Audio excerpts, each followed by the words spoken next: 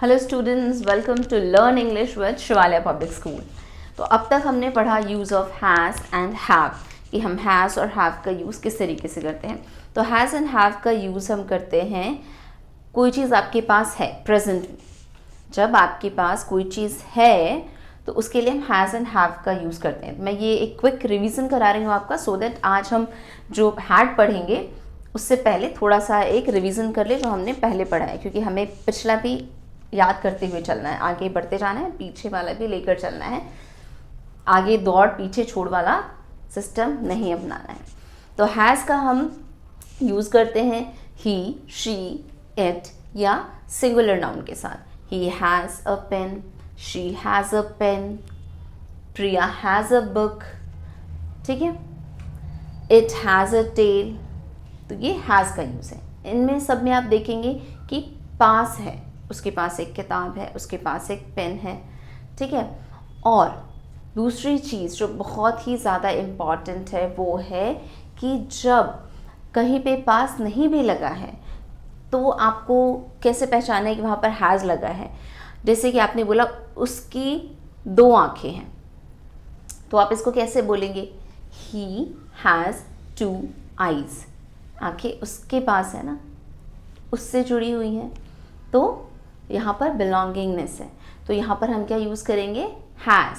She has beautiful hairs, she has beautiful eyes, ठीक है। तो इसे she has a beautiful frock, ठीक है। एंड हैव का यूज़ करते हैं हम I, we, you, they and plurals के साथ, मतलब एक से ज़्यादा अगर किसी व्यक्ति या वस्तु या स्थान का नाम बोला जाए तब। I have a pen, you have a pen, we have a pen, we have a family, they have a pen, they have a beautiful friend circle, ठीक है। एंड इसी तरीके से अब हम हैड का यूज़ करेंगे। तो हैड का यूज़ हम कब करते हैं? हम करते हैं जब हम कोई चीज़ हमारे पास पहले थी पर अब नहीं है।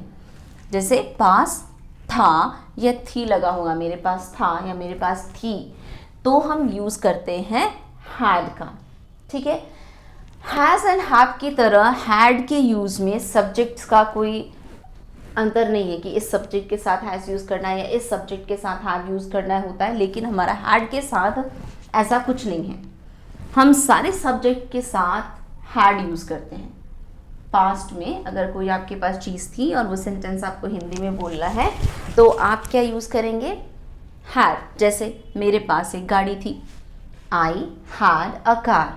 मेरे पास एक गाड़ी थी, है नहीं, थी। I had a car. उसके पास एक घर था, उसके पास एक घर था, पहले की बात हो रही है, उसके पास एक घर था।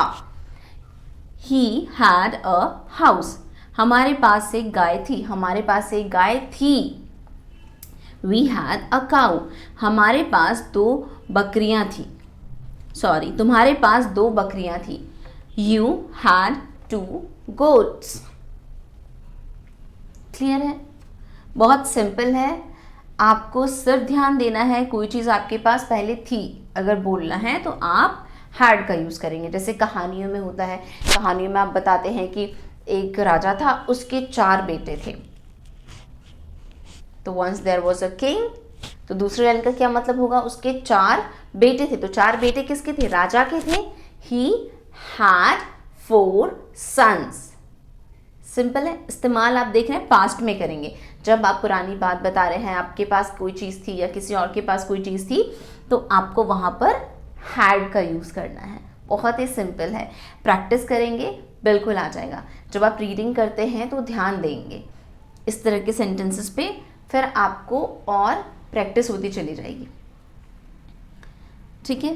तो इस वीडियो में इतना ही। अगले वीडियो में हम पढ़ेंगे इन तीनों को, एक हम चार्ट बनाएंगे जिसमें हम सब्जेक्ट्स लिखेंगे, हैज़, हैव एंड हैड को किस तरीके से इस्तेमाल किया जाता है। Till then bye bye, take care, have a nice day.